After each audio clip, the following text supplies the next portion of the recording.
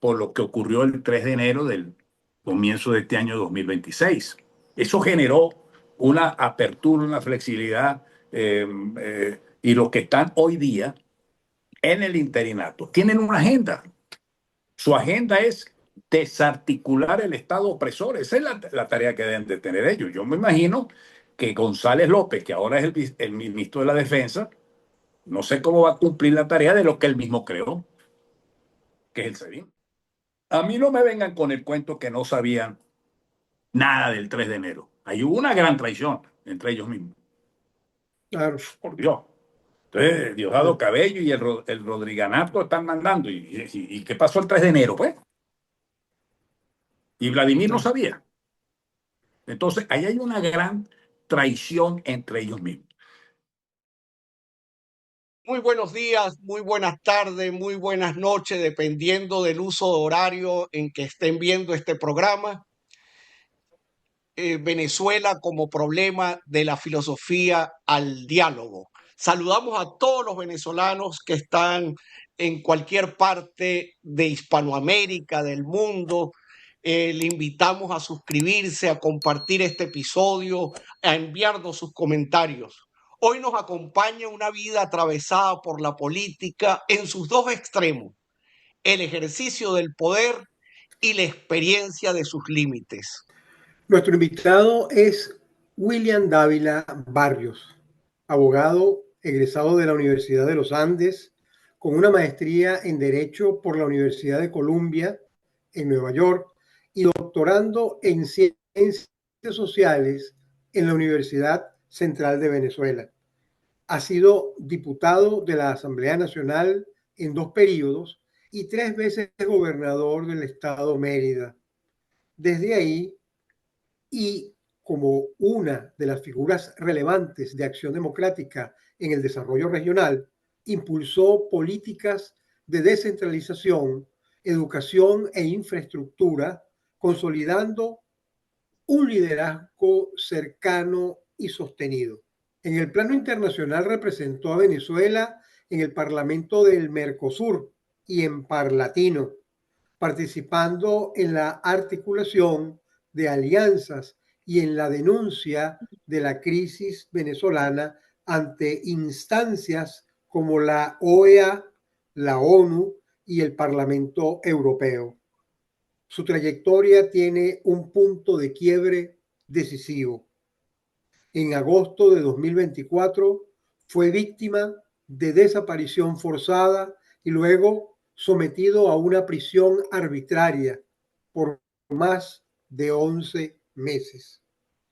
Liberado en julio de 2025 bajo condiciones restrictivas, obtuvo finalmente su sobreseimiento en marzo de 2026. Esa experiencia lo convierte no solo en un actor político, sino en testimonio directo de una etapa crítica del país. Hay momentos en los que la política deja de ser discurso y se convierte en experiencia. Allí la biografía ya no se explica, se expone. Y es en ese punto donde una trayectoria pública adquiere otro peso, otra densidad, otra forma de decir del país. Nos encontramos con una figura que ha transitado responsabilidades de Estado, representación internacional y la experiencia directa de la persecución. En su historia convergen la construcción y la fractura de una época. Está con nosotros William Dávila Barrios. Bienvenido, William. Un Gracias, placer, profesor. un honor tenerte acá. Gracias, profesor José Rafael, amigo de mucha trayectoria y estado pendiente de sus artículos. Y Jonathan, amigo mío y compañero de lucha desde hace muchos años, en la Universidad Central y en muchas otras partes. De manera tal de que para mí es una gran satisfacción y es una gran oportunidad de hablar sin los cartabones, vamos a decirte, de estructuras eh, políticas en este momento que te mediaticen, sino que lo hablo como me sale del corazón, pues, porque son experiencias, como acaba de decir Jonathan, de esta dilatada lucha política que he tenido, que debo plasmarla en realidades escritas, en entrevistas, porque es un legado que uno va dejando o que uno deja, primero para que no se olviden las cosas, ¿no? Segundo, para que quienes están asumiendo responsabilidades en el contexto político nacional e internacional sepan que la política hay que ejercerla con pasión, que la política no es una cuestión de agarrar un medio, agarrar un instrumento digital y punto. Como tampoco la política es quedarse en los círculos de la maniobra, de la táctica esa para adquirir el poder dentro de un partido, dentro de una organización civil, etcétera, sino que la política hay que ejercerla con pasión. Es un oficio verdadero, es una ciencia para transformar la sociedad. Cuando se ejerce con P grande, si se ejerce con P pequeña, bueno, ya vemos las consecuencias que hemos vivido. Bueno, William, nuestro programa tiene una característica que queremos que quede justo como lo dijiste, eh, el legado. Queremos abordar tu biografía, nos interesa conocer tu historia, por qué te incorporaste al Partido Acción Democrática, cómo fue tu experiencia, y a partir de allí quisiéramos que hicieras un análisis de las buenas prácticas políticas y las malas prácticas políticas de la época donde vivimos el ejercicio plenamente democrático que fue entre 1958 y 1998. Te invitamos a reconstruir tu historia y el análisis de ese periodo. Bueno, mira, yo comencé, vamos a decirte, ese afán por la política. Un muchacho, yo tendría que 11 años, cuando me fui a un meeting que estaba haciendo, imagínate tú, Wolfgang Larrazábal en el Teatro Baral de Maracaibo. 11 años de edad, yo me le escapé de mi casa, porque para yo, en esa época, decir que yo me iba para tal estado a esa edad era una pela que le daban a uno. Y yo me le escapé, le daban una pela con rejo. Y entonces me le escapé a mi papá y a mi mamá y aparecí en el Teatro Baral de Maracaibo. No me pregunten cómo carrizo, pero llegué. No sé, agarré buseta, un muchacho y me fui para allá y llegué. Y yo recuerdo que estaba Wolfgang Larrazábal, era líder del FDP, y Jorge Dager era el secretario general de ese movimiento que había salido del MIR y había fundado el FDP. Te estoy hablando de, bueno, yo tenía 11 años, 1900, ¿cuándo fue esa campaña? 63 creo que fue. La campaña de Wolfgang, no Wolfgang 58, sino el Wolfgang 63, cuando él ya Claro. pierde las elecciones y bueno, y Jorge Dager aprovechó su imagen para construir Fuerza Democrática Popular, se llamaba. Partido Socialista de Venezuela, recuerdo yo que decía abajo en la letra pequeña. Bueno, y yo me fui para allá y yo me paré, yo cargaba un sombrerito, así como el de Jonathan, un sombrerito. Y yo me paré en ese teatro Baral y dije, yo no sé qué cosa. Entonces Wolfgang me agarró y entonces me puso sobre sus piernas, ¿no? Porque era un muchachito, ¿no? Bueno, yo creo que vino un poco porque Jorge, la hermana de Jorge Dager, que vivía en Mérida, yo la conocía porque ella era casada con un médico que después llegó a ser tío mío, tío de mi esposa. Después yo me casé con una sobrina de Mari Dager, la hermana de Jorge. Bueno, pero yo los veía en la casa porque vivíamos enfrente, de aquellas cordialidades, de esas tertulias caseras y familiares de la época, ¿no? Bueno, y me puse a fundar el FDP en Mérida, a esa edad. Me recuerdo yo un tipo que se llamaba Víctor Krupi, que manejaba una imprenta de la Universidad de los Andes en Mérida. Él cargaba un viejo Morris negro. Y yo me iba con él a fundar el FDP en los pueblos de Mérida. Pregúntame, 11, 12 años, 13 años de edad. No, bueno, y yo me metía en los líos universitarios. Yo me gradué en el Liceo Libertador en el año 1968 de bachiller y formaba parte de lo que se llamaba el CURE, que era el Comité Unificado Regional Estudiantil, que era una confluencia de movimientos de izquierdas de la época, el MIR y la JC, que en esa época eran poderosos, no se habían dividido. Y había la unidad MIR-PCB, y por el otro lado estaban las fuerzas de COPEI en el liceo y en la universidad, que eran muy fuertes en esa época. ADELLA estaba bastante disminuido por las divisiones que habían tenido, sobre todo las que vino después del año, cuando Prieto, en el año 68.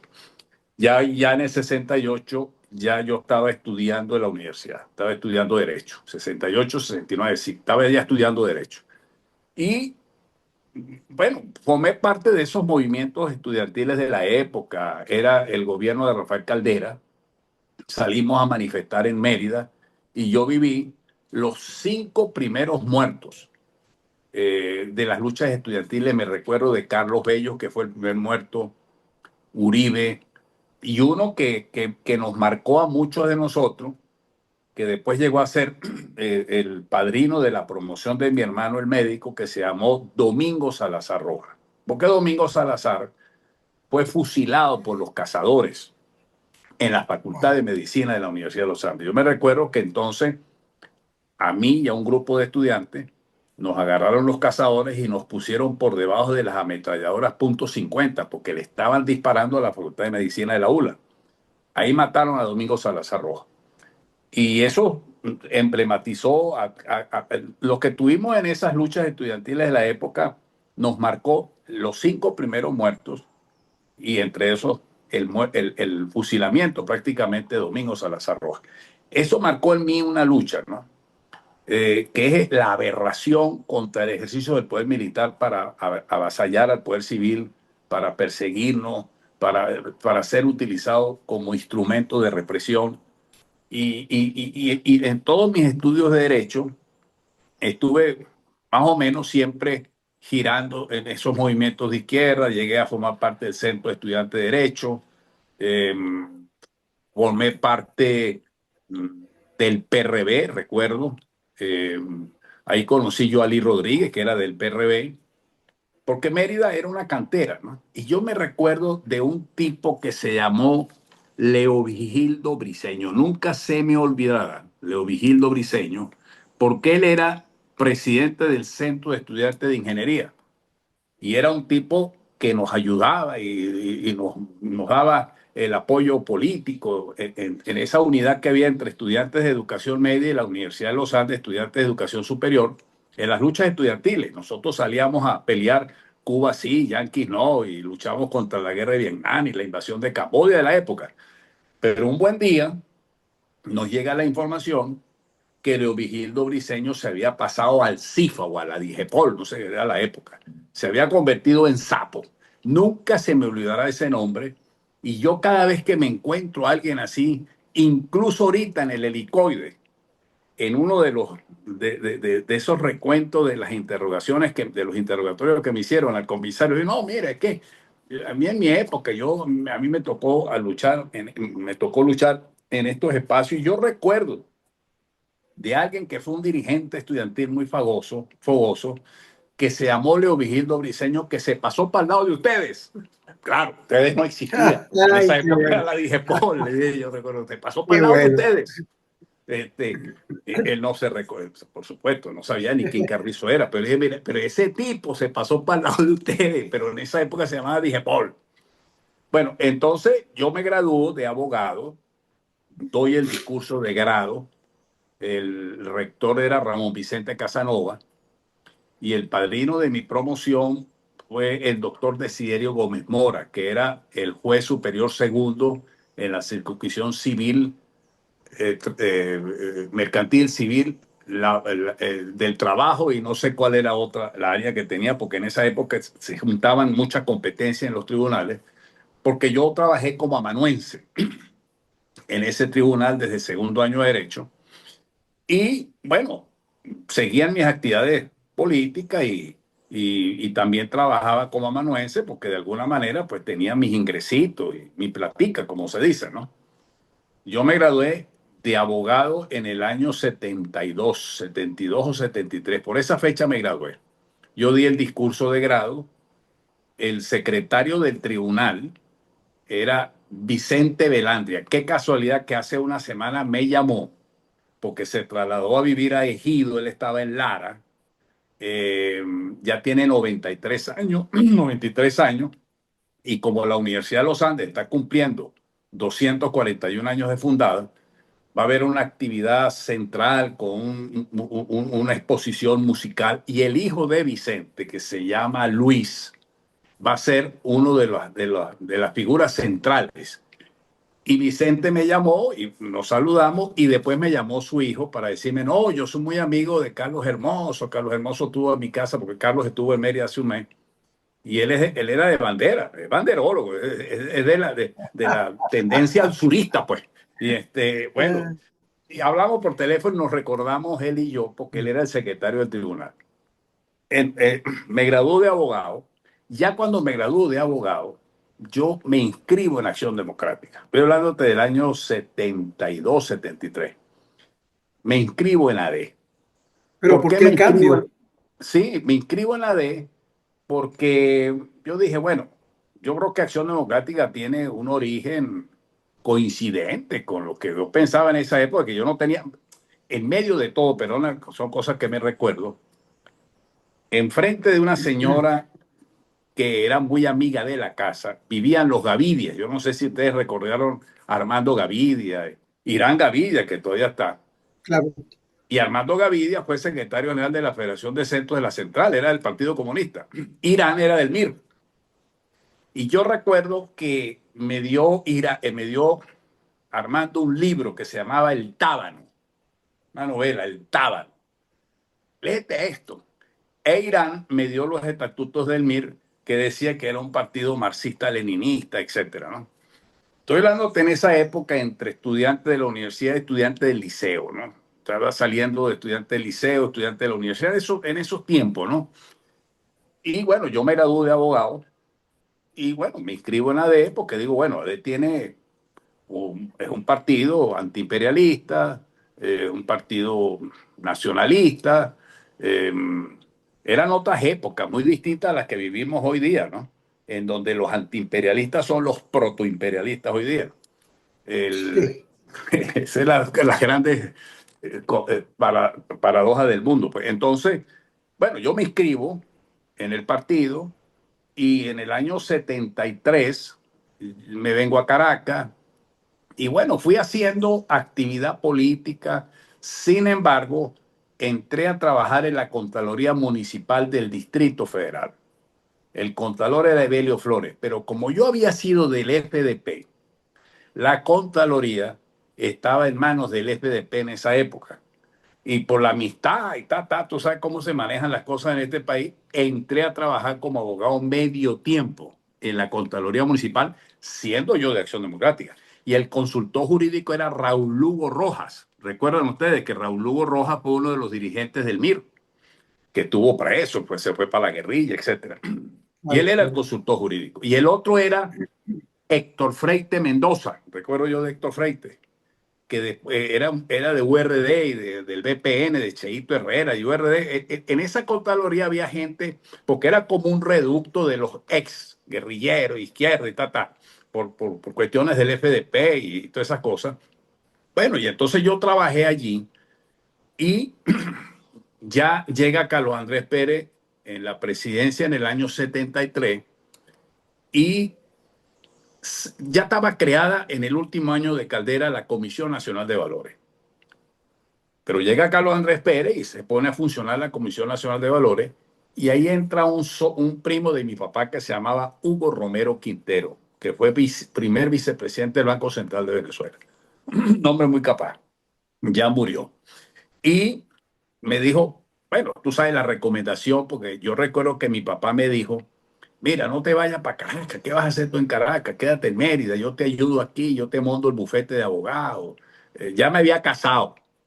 A los 20 años ya tenía el primer hijo mío, que es William Alejandro. Yo nomás tengo dos. William Alejandro y Marlon David. Y yo a los 20 años ya estaba casado. Por eso yo no he conocido la soltería. De manera hasta que, bueno, me meto en la cuestión y, y me dice Hugo Romero, y ya estaba casado, entonces yo tenía ya la carga, ¿no? Y entonces me dice Hugo Romero, mira, para poder entrar en la Comisión Nacional de Valores tienes que hacer una especialidad, lo que hoy día diría yo se llama diplomado, de analista financiero en un programa financiado por la OEA y el IESA, de manera tal de que el que hiciera ese programa entraba a la Comisión Nacional de Valores. Fíjate tú, eran otras épocas también, ¿no? Porque hoy día es el carnet y la cosa. Y entonces yo hice, se llama especialidad, pero era una especie de una suerte de diplomado de analista financiero. Un año. ¿Cómo me costó a mí eso, profesor? Hablar de matemática y contabilidad y estado financiero. Por Dios, a mí se me cayó el pelo, porque yo soy abogado. Y tú sabes que el abogado, para eso es un problema. Imagínate tú estudiar yo análisis financiero, estudios de balance, análisis microeconomía, macroeconomía, estadística. No, yo me volví un 8 ahí, pero pasé. Salí bien de mi cosa, me dieron mi diploma. Bueno, y entré a trabajar en la Comisión Nacional de Valores como asistente del presidente de la época, se llamaba Carlos Emanuel Llamosas.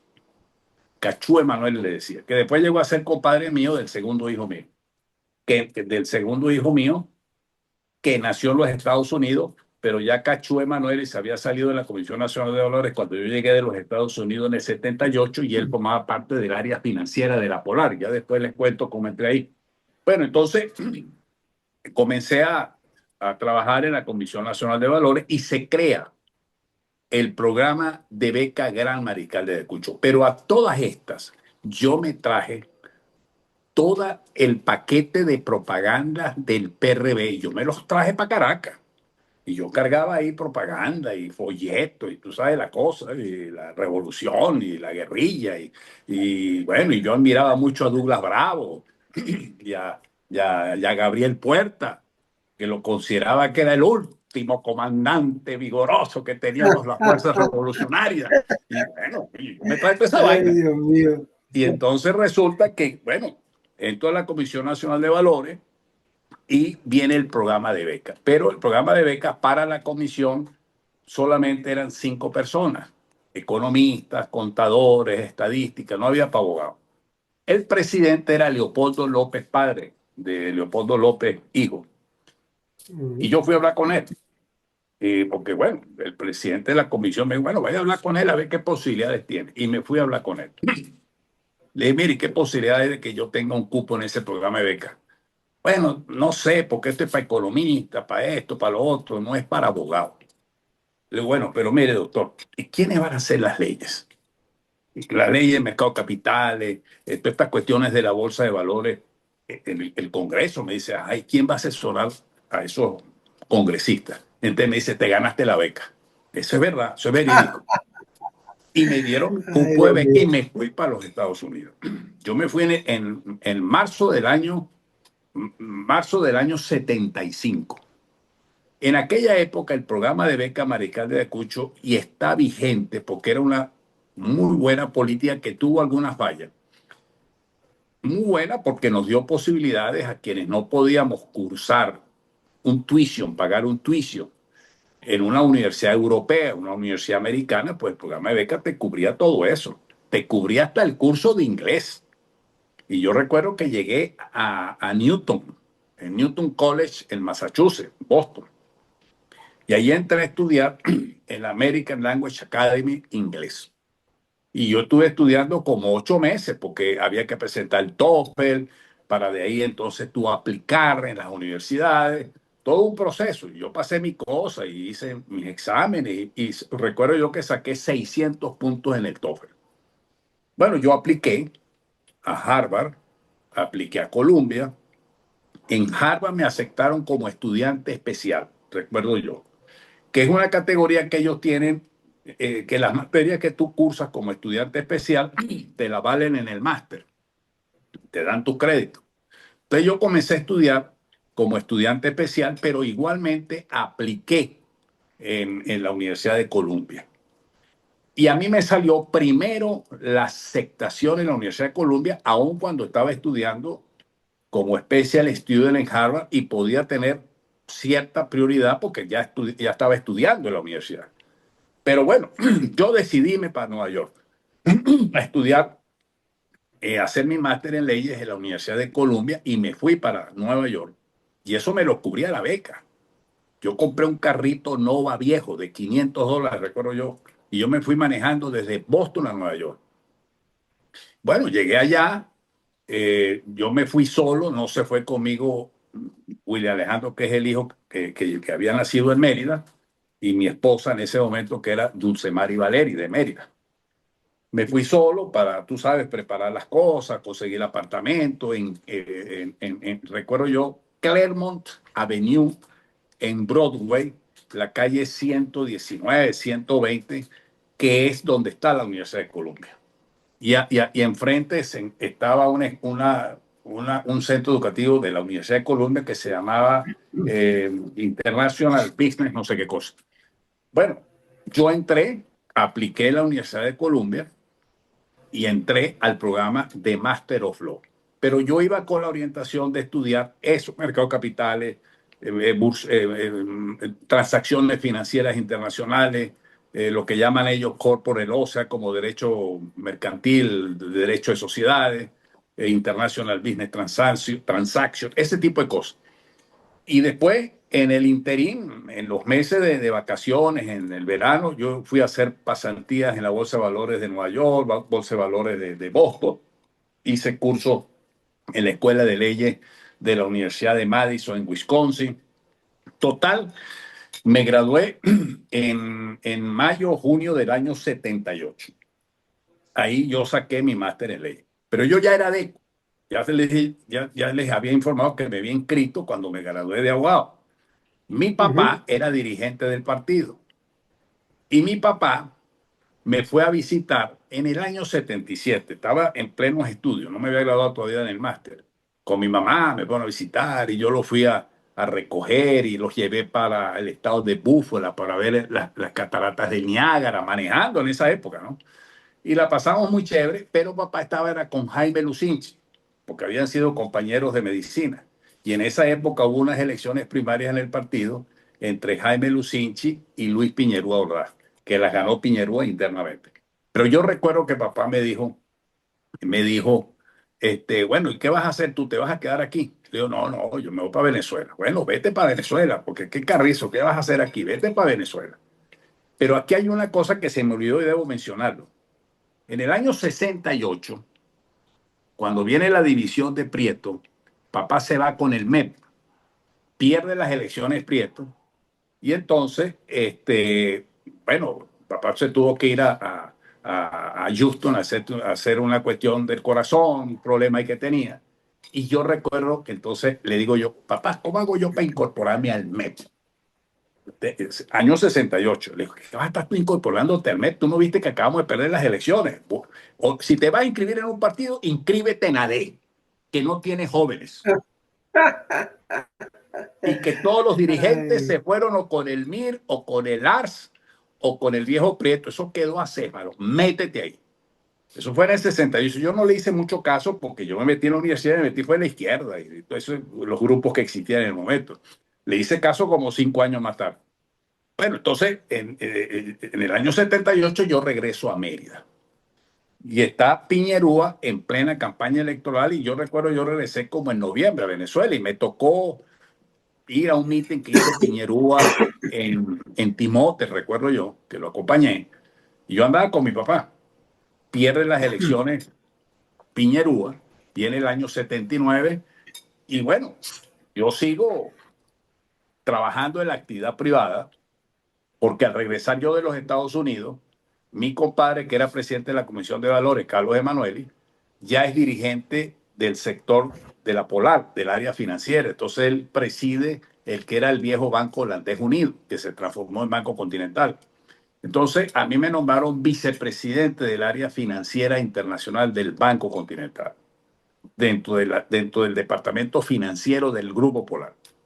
Ahí estuve yo 79, 80, 81, incluso llegué a ser profesor de Derecho Bancario, Derecho de Seguro en la Universidad Católica, hasta que vienen las elecciones del año 83.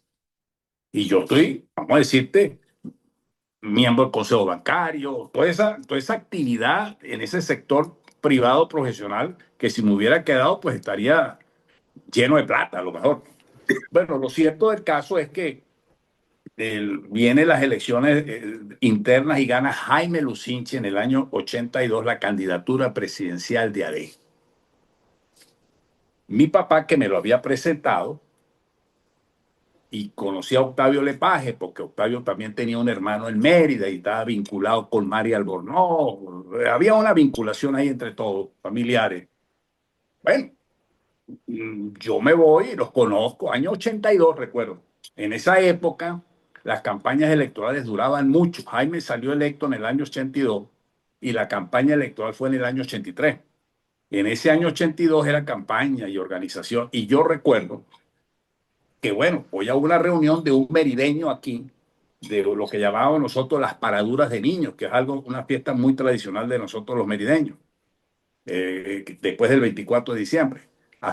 Eso dura hasta febrero, marzo. Bueno, yo voy a esa fiesta cerca de donde está hoy el Centro San Ignacio, una casa ahí que todavía está.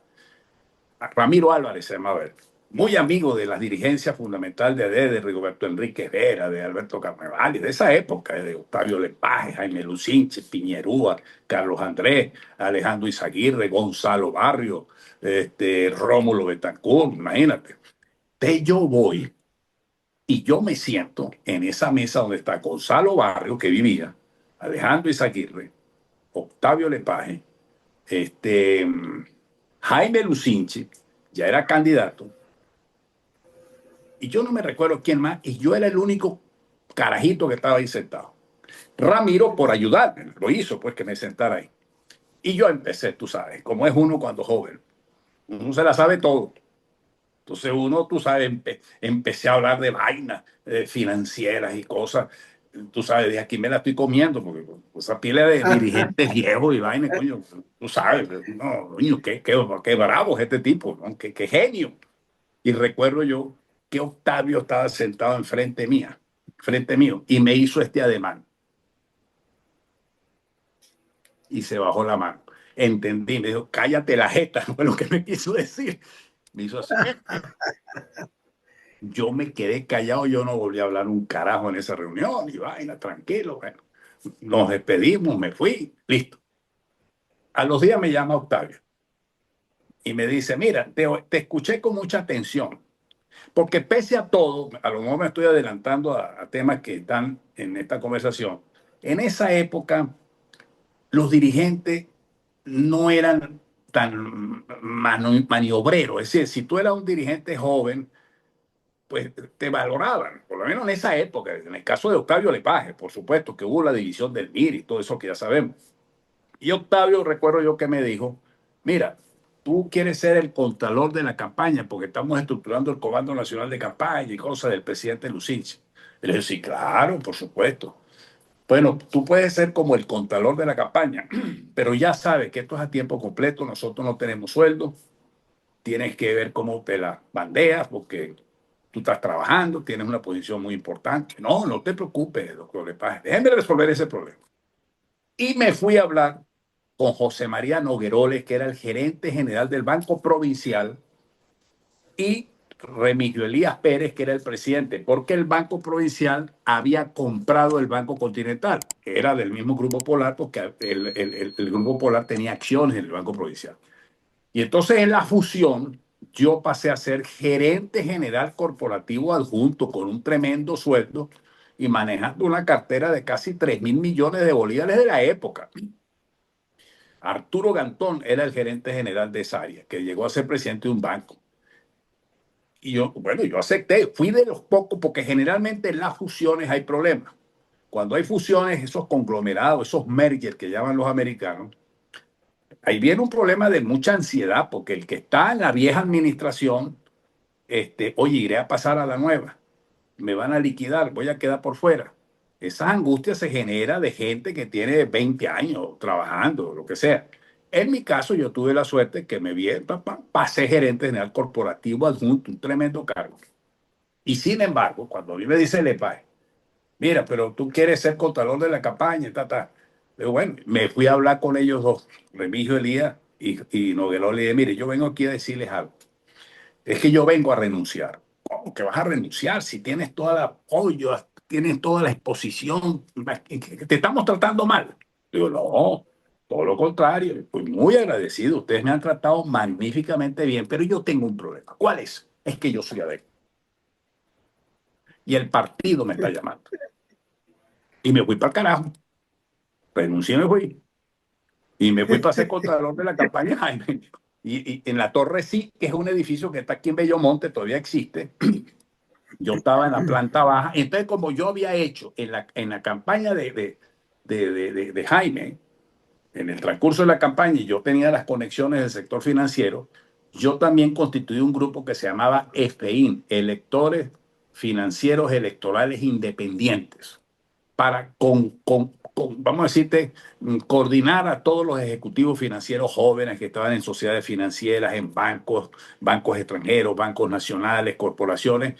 Y entonces la tesis que yo le manejaba a Jaime Alepaz en ese momento era, mira, esto es muy importante, porque gente que tiene mucha capacidad, que está formada, incluso que vienen del programa de beca Marical de Ayacucho, vamos a incorporarlos.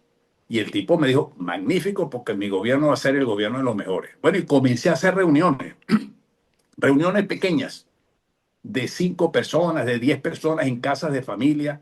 Y entonces yo me llevaba al doctor Velázquez, yo mismo lo iba a buscar, hasta Gonzalo Barrio, Carmelo Lauría Sánchez. Bueno, a esas reuniones, imagínate tú. Y entonces ahí había intercambio de ideas. Yo tomaba fotos y los nombres. Y entonces después, yo no tenía asistente ni nada, tenía que echarle pichón yo mismo, ¿no? Y yo recuerdo que al otro, yo hacía un modelo de carta y fulano de tal. Supe que estuvo usted en la reunión de la casa de fulano de tal, el día tal, a la hora tal. Me interesé mucho en los planteamientos que usted hizo y porque me interesa porque mi gobierno va a ser, mi futuro gobierno va a ser el gobierno de los mejores. Atentamente, Jaime Luchinchi. Y yo se los llevaba después a los asistentes de esas reuniones. Entonces eso fue creando una sinergia. Hice magníficas reuniones en la Casa Mar, en Maracaibo, en Mérida, en Lara. Y yo llegué a congregar cerca de 2.000 ejecutivos. Muchos de ellos llegaron a ocupar grandes posiciones en tiempo de Jaime. Bueno, ahí ya me incorporé de lleno, abandoné mi actividad privada, vamos a decir así. Y en el año 83 gana Jaime Lucinche las elecciones y yo no conocía al presidente Pérez, alguien me lo presentó, ya habíamos ganado las elecciones. Y bueno, yo fui a la Torre de las Delicias que tenía en la Avenida Libertador y me entrevisté con él y me preguntó, mira, ¿quién puede ser el gobernador de Mérida? Y le eché yo una lista, no, fulano, fulano, fulano, fulano y fulano. A nada. Me volví a mi oficina y me llama Octavio. Me dice, vente para acá. Entonces subo el ascensor y llego al penthouse, que era donde estaba su oficina. Y me dice, mire, que estuviste ayer reunido con el presidente Pérez. Y dije, coño, me envainé. Entré en la pelea, me envainé aquí. No, no, no te preocupes, no te preocupes. Me parece muy bien que tú lo hayas conocido, porque ese es un gran líder venezolano. Y tú tienes que conocer a esos líderes. Sí, está bien. Por cierto, ¿quién puede ser el gobernador de Mérida? Y le volví a echar el cuento. Me dice, mira, el tema de esto es que el gobernador de Mérida no va a ser ninguno de esos, digamos, porque el gobernador de Mérida vas a ser tú. Yo no, no, no, no, no, no, yo no quiero eso, porque yo quería seguir mi campo financiero, entonces yo quería estar en Corpo Industria o el Banco Ítalo, etcétera, ¿no? No, tendrás que ir a hablar con el presidente electo y dile que tú no quieres. Tal día te espera, a los 2 días.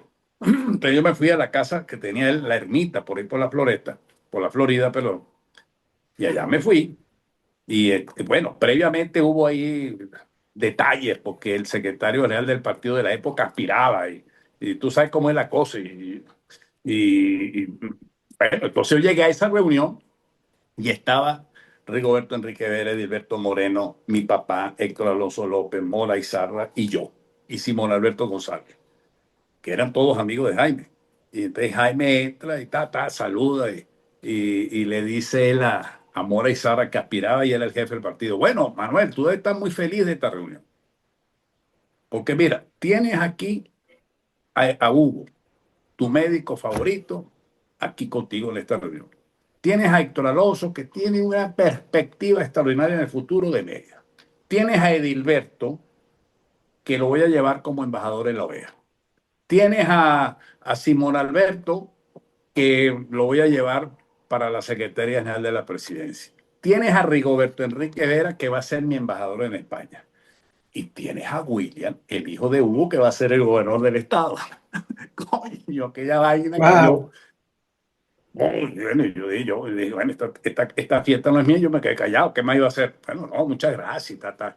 Y entonces después le yo a Mora, digo, coño, Mora, yo no aspiraba a esta vaina, yo no quería esto, pero ya que estoy, vamos a ponernos de acuerdo, ¿qué vamos a hacer, pues?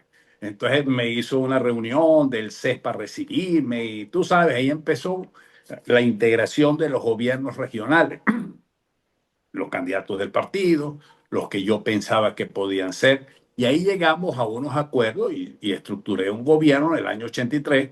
Era una época difícil porque estaba todavía la violencia en Mérida muy manifiesta, ¿no? Todavía estaba la izquierda muy fuerte y la represión existía y los conflictos en la calle. Y yo mandé a hacer, siendo gobernador, un estudio para investigar como una especie de focus group que por qué razón se estaban creando estos brotes de violencia y cosas así, ¿no?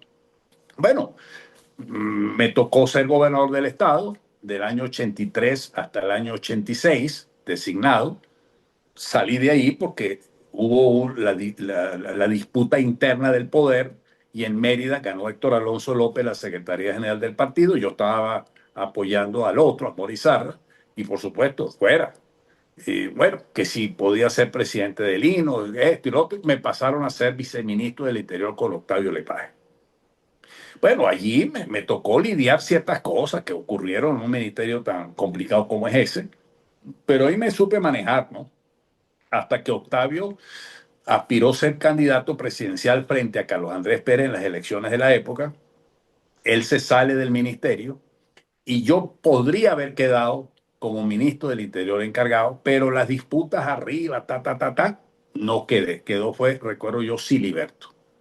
Bueno, yo me salí de ahí, eso fue en el año 87, ganó Carlos Andrés Pérez las elecciones y Octavio logró, porque Octavio en esa época las elecciones eran por colegios electorales, que eran ciento y pico mil, 200.000 personas que participaron para escoger el candidato. Y Octavio sacó el 33% del colegio electoral, que fue una gran fuerza, porque obvio, si hubiera sido una elección solamente de la estructura, posiblemente habría ganado Octavio. Pero Carlos Andrés logró, con la anuencia de Alfaro, que se ampliaran los colegios electorales. Entonces, en vez de ser 33 o 40.000 los electores, eso subió a casi 200.000, algo así. Ahí ganó Carlos Andrés Pérez, porque tenía el apoyo de las bases. Y ganó, y bueno, pero Octavio logró sacar el 33%, que era una fuerza muy considerable, y él ayudó a algunos cuadros, en mi caso a mí, usted me logró poner como candidato a diputado por el Estado Lara. Y yo salí diputado en la lista, pero en el número 6 solamente salieron 5. O sea, yo quedé como primer suplente y delante mío estaba Juan Pedro del Moral, Marco Tulio Brunicelli, Armando de Arma, Gastón Vera, no me recuerdo cuál otro. O sea que todo eso iban al gobierno y yo subía como principal.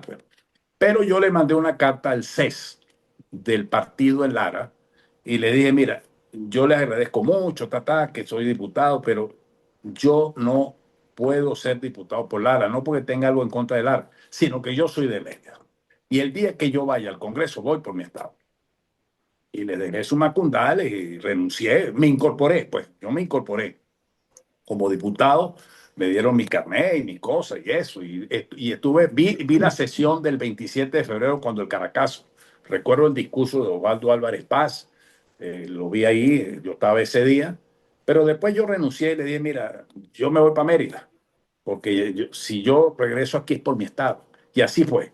En el año, vamos a decirte, 80 eso fue 87, 88, eh, sí, 88, entonces ganó Carlos Andrés Pérez las elecciones, las disputas internas en Mérida, porque los que estaban con Pérez y los que no estábamos con Pérez, nos pasaron a planadora y un zaperoco grande. Pero lo cierto del caso es que yo pasé a ser secretario general del partido en Mérida en el año 92, algo así. Cuando viene la crisis de la caída de Pérez, año 93, que está Ramón J., creo, de presidente encargado. Recuérdate que ahí hubo un interín que si Octavio, que era presidente del Congreso, llegó a ser presidente de la República encargado, y tú sabes cómo somos los adecos y la política venezolana, le pusieron el nombre Octavio el Breve, porque apenas había durado un mes de presidente. Octavio el Breve, me recuerdo yo. Entonces, bueno, yo me fui para Mérida y bueno, ¿qué más? Me atrincheré en mi estado, como lo había dicho, y yo salí senador por Mérida en una época difícil, porque ya era el año 93, estaba perfilándose ganadora la candidatura de Rafael Caldera.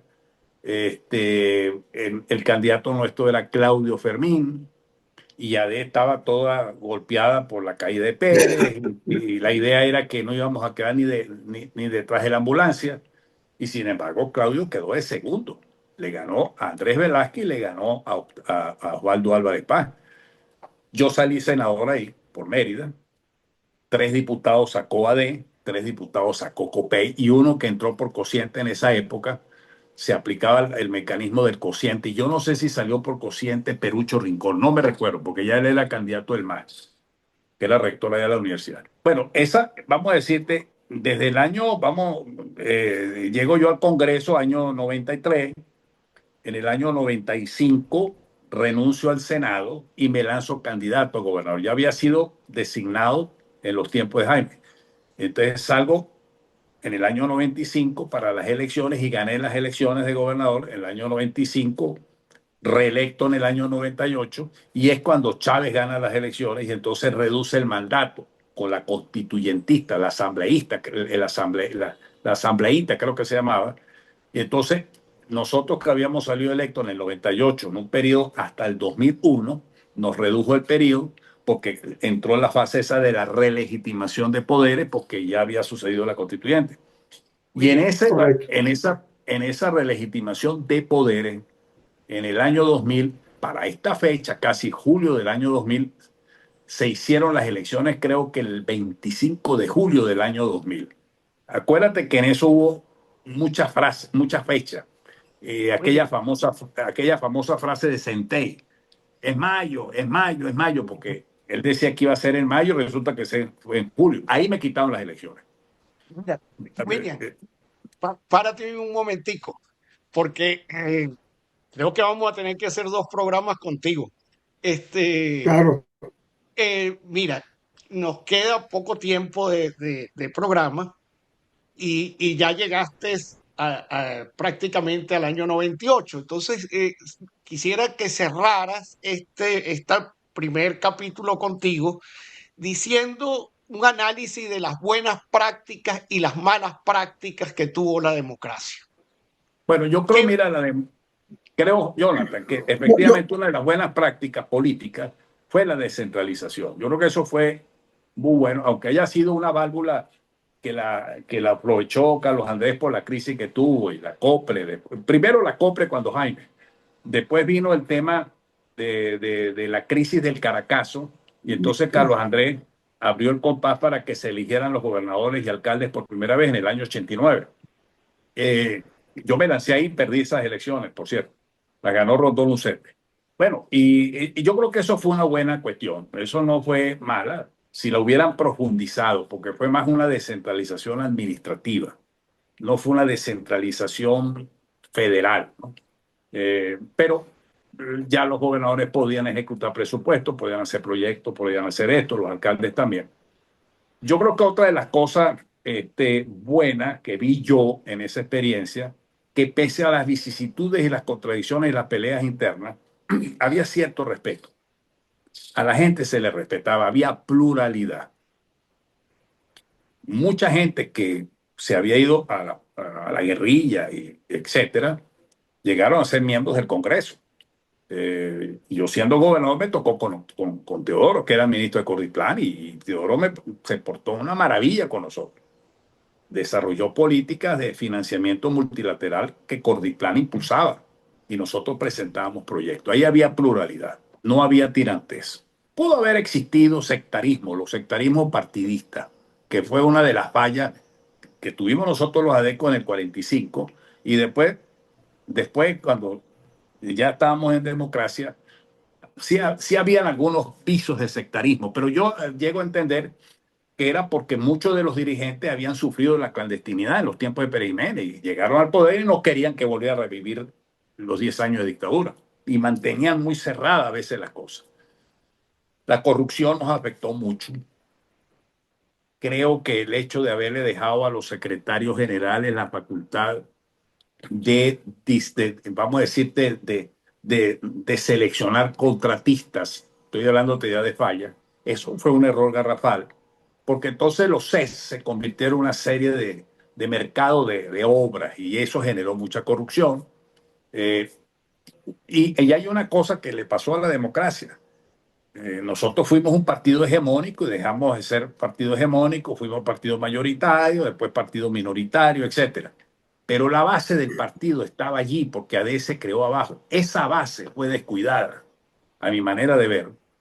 Y los partidos igualmente la descuidaron porque en aquella disputa del neoliberalismo de la época y del post-neoliberalismo y que el consenso de Washington y todas esas cosas, abajo existía el problema de que no alcanzaba la plata, que un grupo poderoso cada día era más poderoso, el ver a la gente del hombro para abajo, con discriminación social, ese tipo de cosas fue generando un resentimiento que lo aprovechó Chávez en el 98 para montar un discurso populista que le dio resultados electoralmente hablando, independientemente que le dio una trastada a la Constitución, que acabó muchas instituciones en el 98, después del 98, pero él gana las elecciones porque se generó abajo. Y yo creo que también hubo una falla nuestra.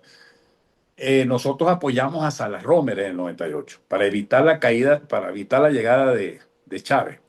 Y la base ADECA no se identificaba con Salas Romer.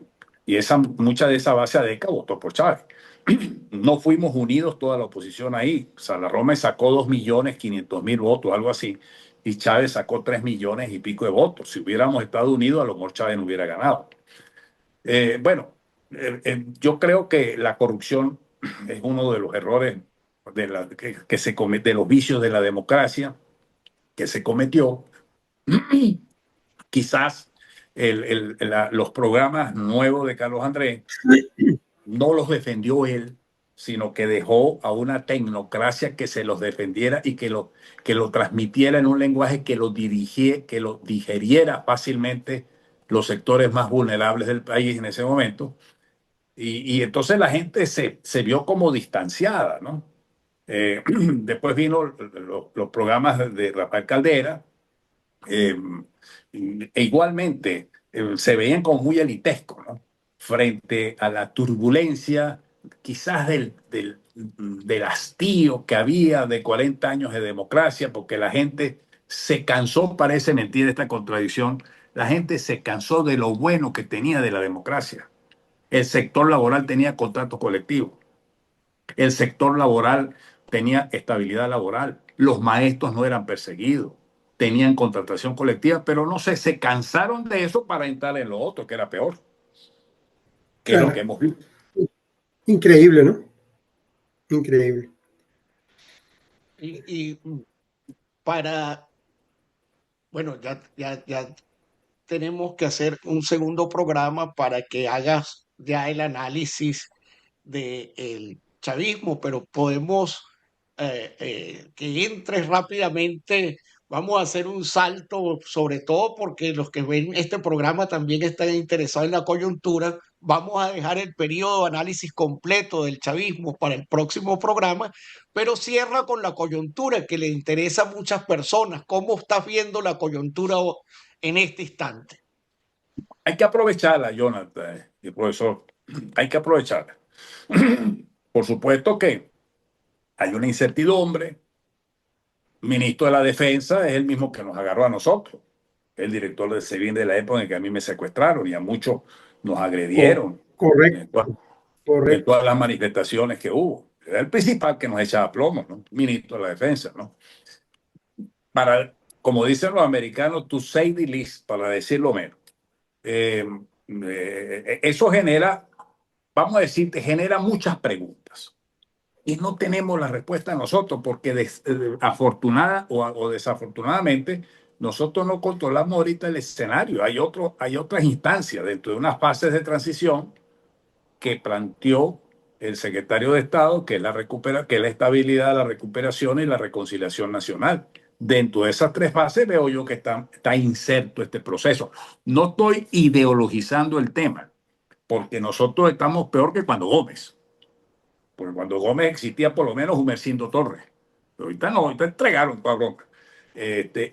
Ahora, obviamente que todos estos cambios sucedieron también por lo que ocurrió el 3 de enero del comienzo de este año 2026. Eso generó una apertura, una flexibilidad, y los que están hoy día en el interinato tienen una agenda. Su agenda es desarticular el Estado opresor. Esa es la tarea que deben de tener ellos. Yo me imagino que González López, que ahora es el ministro de la Defensa, no sé cómo va a cumplir la tarea de lo que él mismo creó, que es el SEBIN. Increíble, increíble. Sin embargo, es una Además, coyuntura que hay que eh, lucharla para pedir en el momento, hay que presionar que se den elecciones libres y transparentes. Ellos mismos lo han dicho, que para desarrollar toda una fase económica de recuperación, vengan inversiones, tiene que haber un gobierno legítimamente electo por el pueblo. pero ¿cómo desarticular, por ejemplo, un ejército que dejó de ser ejército y además son empresarios, tienen participación en la minería, en petróleo, en gas, tienen banco, en el sector agrícola, eh, y tienes 2.000 generales? ¿Cómo desestructuras eso?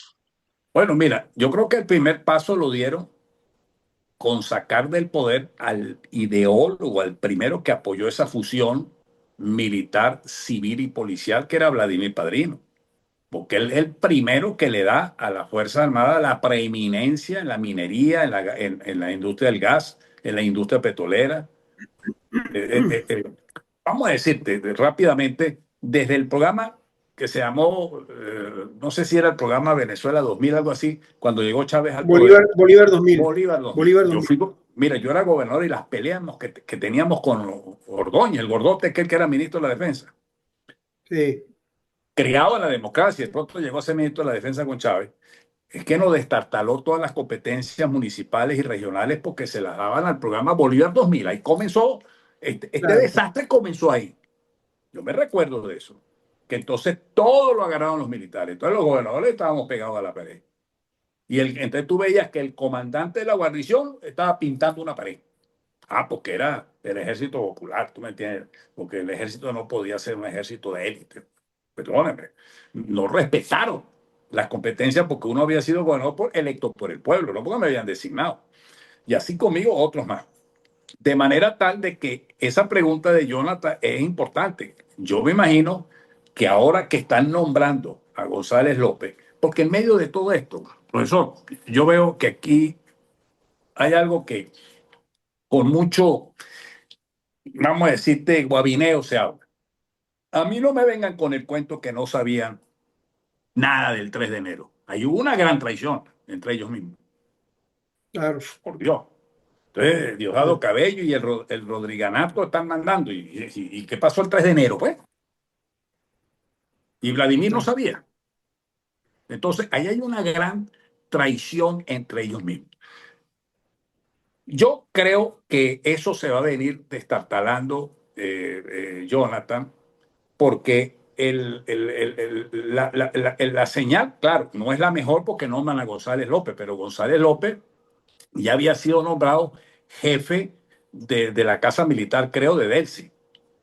Sí, O sea, y él estuvo como separaón, eh, en ese tiempo del 25. O sea, yo creo que ese proceso tiene que venir y han venido ejerciendo cambios en algunos puestos de mando, por ejemplo, la Dirección de Inteligencia Militar, el DIGESIN. Seguramente que eso va a venir a nivel de las guarniciones. Ahora, es difícil por lo que tú acabas de decir, porque viene toda una infiltración desde el año 2000 con contratos, con entrega de soberanía en el tema del Esequibo, minería, narcotráfico y toda esa pila de cosas. No es fácil, pero ahí donde tenemos que estar toda la sociedad civil y todas las fuerzas democráticas del país presionando en todos los foros para que este camino no se tuerza, no se eche para atrás, sino antes, por el contrario, ir avanzando hacia un proceso de transición que nos lleve a una democracia plena mediante elecciones. Y la Bueno, relación ojalá. María Corina, sí, tú, ¿Perdón? José Rafael, No, no, yo lo que estoy es pensando que mientras Dávila está haciendo la reflexión, pues, sobre esta coyuntura, pensando cómo librarnos de la criminalidad que ha rodeado a este sistema durante tantos años. Porque eso que planteaba Jonathan al principio, es decir, del Plan Bolívar 2000 y todo eso, ahí comenzó la corrupción. No es que solamente son empresarios y que son, digamos, los tipos que tienen empresas en casi o prácticamente todas las grandes fuentes de riqueza natural del país, sino que además de eso empezaron a ser mafias pero de verdad, y bueno, estructuraron el ejército y la política, dejaron de ser ejército y política para convertirse en una cosa criminal, en un cártel, ¿no?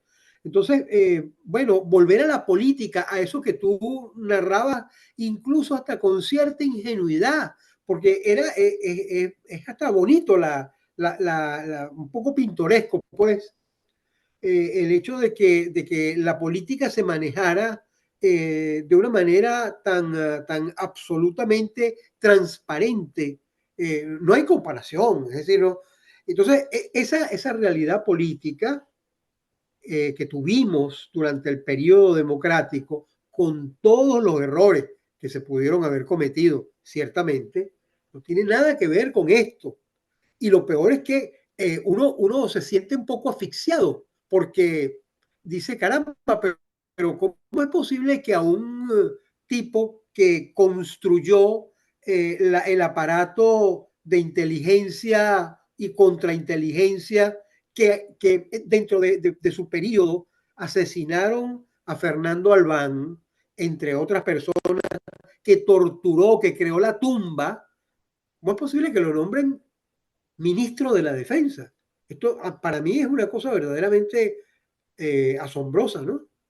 Ahora, profesor Herrera, pero es que hay casos que en la historia se han presentado. Cuando vino el proceso de la desnazificación, ¿cuántos nazis no se quedaron después en el gobierno? Del mismo Carl Schmitt, que era el filósofo de Adolf Schmitt, de Adolf Hitler, Claro, para crear las leyes de Nuremberg. claro. Y llegó hasta ser profesor en universidades americanas, miembro de la academia, todo. Pues. O sea, eso ha sucedido y porque viene un poco el tema utilitarista, Von Braun, pues, padre de los cohetes y cosas, gran gurú de la conquista del espacio en los Estados Unidos, ¿no? Bueno, ¿Cómo porque no? era ¿Cómo útil, no? era útil, era útil. Mira, en este caso de este interinato, yo lo veo desde el punto de vista funcional. Es útil para la estrategia del presidente de los Estados Unidos en materia petrolera, en materia de gas, etcétera, la presencia del interinato. Están cumpliendo una tarea. Ahora, como lo acabamos de, lo dice el profesor Herrera y coincido, que nombren al que era director del SEBIN. Yo recuerdo cuando a mí me agarran y me llevan, a mí me dice el comisario, me dice, me hacía así, por mí tú deberías irte, pero arriba hay una orden que tengo que tener aquí. ¿Quién es el jefe? Pues el que hoy ministro de la Defensa. De manera que Claro. no es una situación fácil, pero yo tengo la esperanza que este proceso es indetenible y nosotros los venezolanos tenemos una capacidad distinta para vamos a decirte, asimilar las cosas en este momento. La misma presencia de María Corina en el país es necesaria. ¿Por qué no puede venir? Ella es la líder de la oposición. Ella ganó las primarias en el 23. Y ella ha mantenido y ha sostenido su liderazgo. Diferentes especulaciones se han generado entre estas, con los Estados Unidos, lo que sea. Pero ella es la líder y los partidos la apoyan. Eso no quiere decir que Enrique Márquez no tenga méritos, también los tiene. Es decir, nosotros tenemos que volver a ese campo de la pluralidad porque tenemos que reinstitucionalizar el país. Aquí tiene que haber un nuevo CNE. Ojalá que el fiscal que vayan a nombrar no sea el mismo que está, o el defensor del pueblo sea otro tipo de persona, porque los candidatos son muy buenos, los que yo he visto por las redes. Ahora, ¿van a quedar? No lo sé si van a quedar, porque sigue todavía una estructura cerrada dentro de esa Asamblea Legislativa que no la reconocen los Estados Unidos. Que funcionalmente la utilicen para aprobar la ley de minas, etcétera, es otra cosa. Entonces yo creo que eso hay que tener clara esa agenda de reinstitucionalizar el país, quitarle la intervención judicial a los partidos. ¿Cómo podemos hablar de una finalidad de la amnistía en el caso de la ley esta, que es propiciar la pluralidad con partidos intervenidos? ¿Qué pluralidad es esa? ¿Cómo podemos nosotros manejar eso?